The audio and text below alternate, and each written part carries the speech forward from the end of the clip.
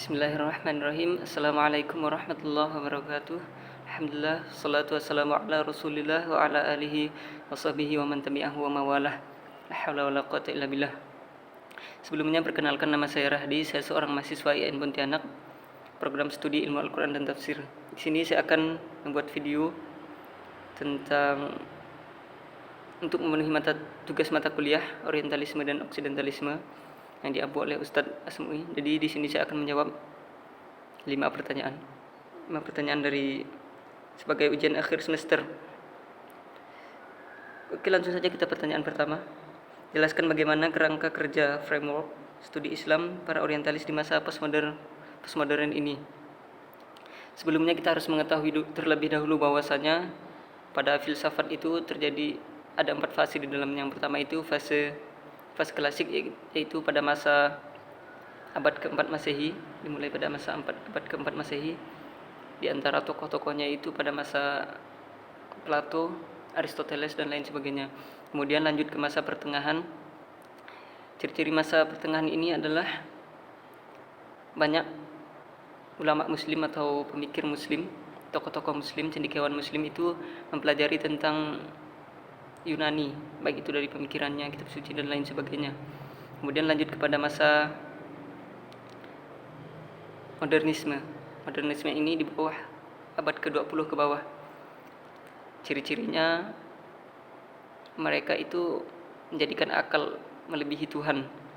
Jadi segala bentuk aktivitas mereka itu berdasarkan atas akal mereka. Kemudian lanjut pada awal abad ke-20 sampai ke atas itu masa postmodernisme, yaitu ciri-cirinya itu mereka benar-benar menyingkirkan Tuhan dalam segala aspek kehidupan mereka.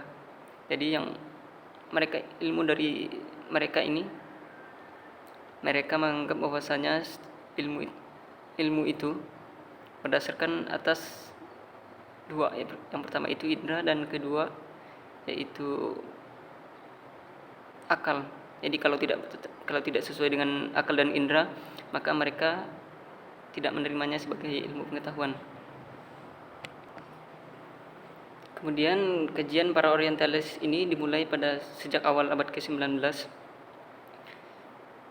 Kemudian yang mereka kaji adalah tentang Islam, baik itu kitab-kitab suci, hadis, Al-Quran dan lain sebagainya. Mereka menempelkan ajaran dan mengkaji satu persatu khazanah Islam. Kemudian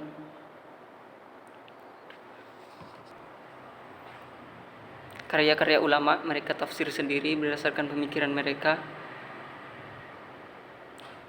Setidaknya mereka itu belajar Islam itu harus lebih cerdas atau lebih pintar, lebih banyak daripada umat Islam itu sendiri. Tujuan dari mereka mempelajari Islam ini adalah untuk menjadikan konflik di tengah umat muslim. Yang kedua adalah untuk memecah belah umat Islam itu sendiri. Cara mereka itu adalah dengan menafsirkan atau mengkaji pemikiran-pemikiran cendekiawan muslim, kemudian mereka tafsirkan sendiri. Jadi berdasarkan akal dan pemikiran mereka, bukan berdasarkan pemahaman muslim yang selama ini kita ketahui. Jadi mereka akan menjadikan seolah-olah Islam itu sebagai cara mereka untuk memecah umat Islam itu sendiri dengan mempelajari Islam. Kemudian kita lanjut kepada pertanyaan kedua. Jelaskan elemen-elemen pokok falsafah hidup Islam dan kerangka kerja framework studi oksidentalisme. Jadi kita harus mengetahui dahulu bahwasannya oksidentalisme itu adalah orang timur yang mengkaji tentang barat. Jadi kebalikan dari orientalisme. Tujuannya adalah untuk menyimbangkan agar orientalisme ini tidak hanya yang selalu memecah belah umat Islam, yaitu dilawan dengan oksidentalisme, pemikiran dilawan dengan pemikiran. Kemudian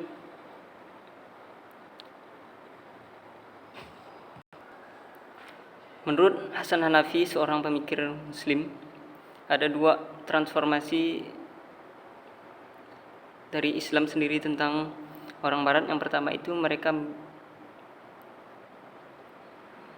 mengkaji atau menerjemah teks-teks Yunani Dari pemikiran mereka itu diterjemah berdasarkan konsep Islam itu sendiri. Kemudian mereka mengkritisi setiap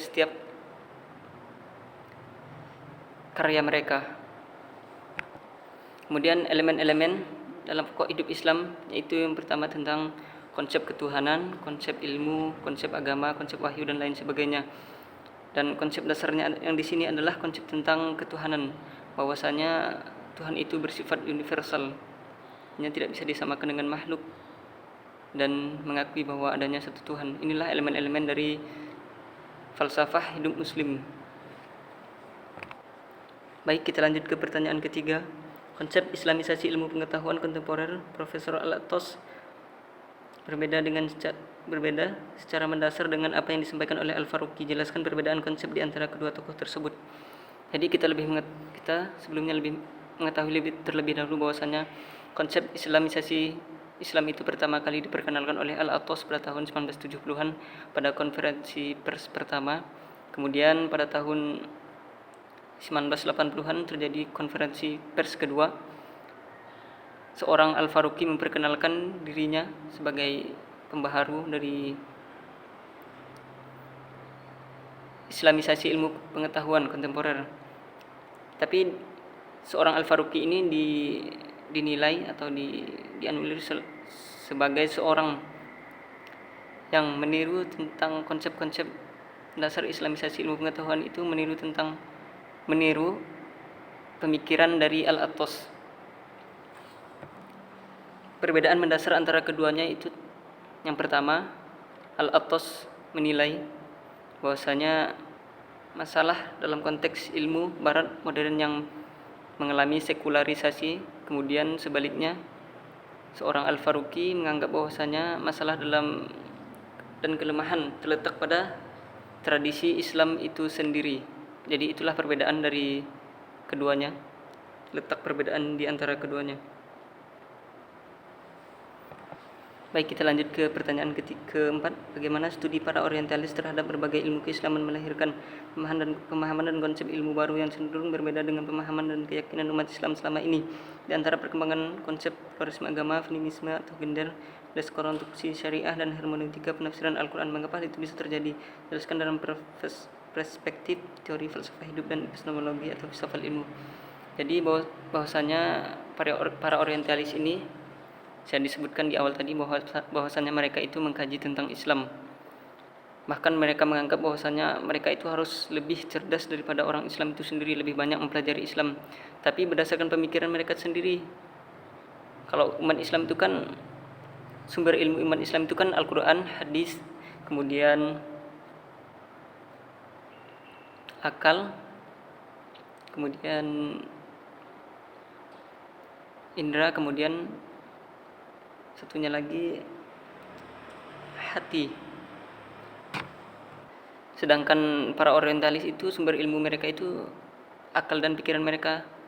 Ketika suatu ilmu yang tidak sesuai dengan akal dan pikiran mereka, akal, pikiran, dan indera mereka tidak menganggap itu sebagai ilmu pengetahuan. Sebagai contoh, mereka itu tidak percaya akan adanya kehidupan setelah kematian, karena memang tidak bisa dilihat oleh indera dan tidak bisa dipikirkan oleh akal manusia.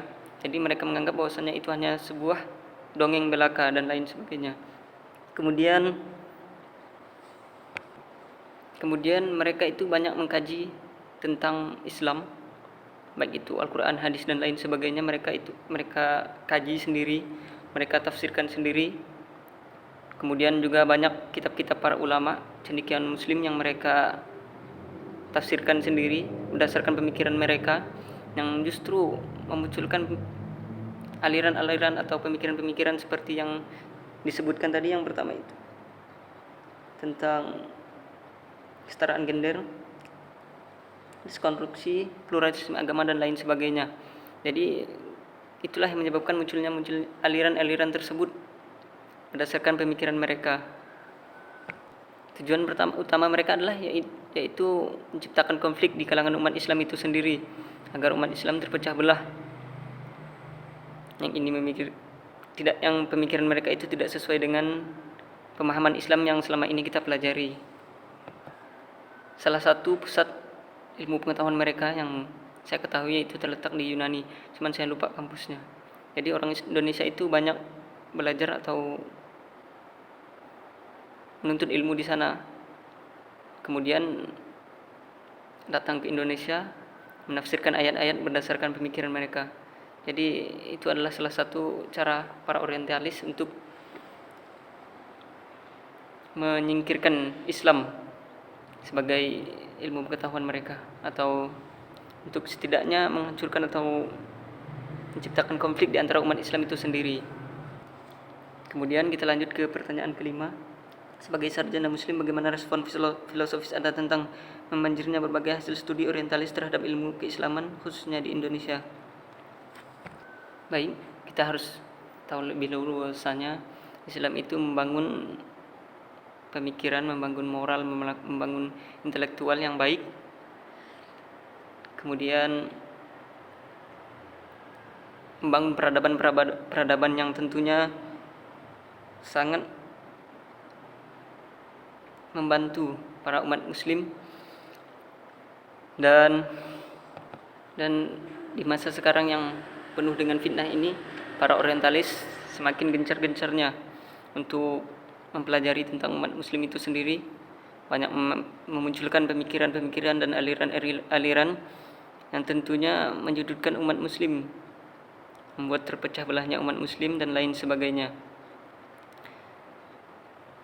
Mereka membangun studi-studi orientalis, semakin banyak membangun baik itu kampus dan lain sebagainya yang memunculkan para orientalis atau pemikir-pemikir yang tentunya menyudutkan umat muslim.